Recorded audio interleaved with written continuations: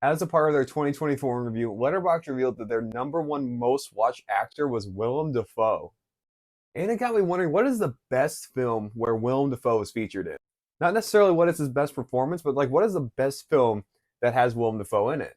We could certainly start by looking at this year because he was in four films that all got wide theatrical releases. He was in Nosferatu, he was in Saturday Night, he was in Kinds of Kindness, and he was in Beetlejuice. If anyone is working harder than Willem Dafoe, it must be his agent because four movies in 1 year is insane. But looking at those four, as much as I adore Saturday Night and as much as I loved and had fun watching Beetlejuice, I think Nosferatu is the best out of these four. And then speaking with the trend of Nosferatu, which is his third film that he's done with Robert Eggers, he was also in The Lighthouse and The Northman. And just comparing all the Robert Eggers films, I still would prefer Nosferatu. I still feel like Nosferatu is the best out of those three.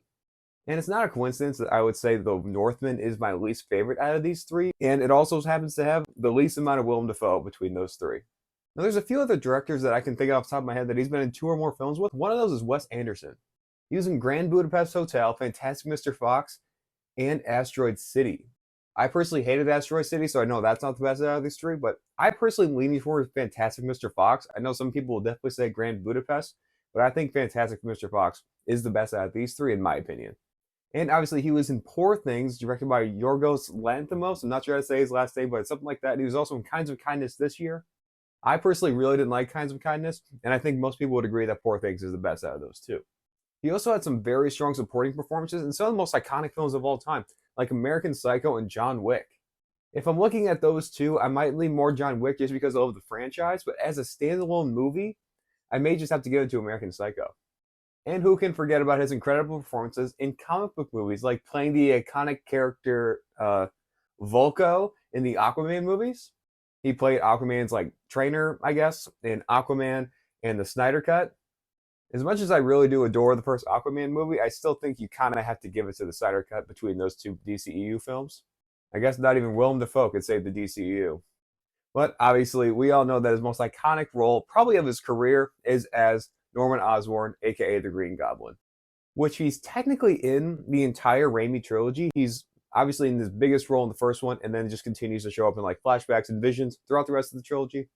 And he's in arguably his best performance as the character yet in Spider-Man No Way Home. So he's in those four movies.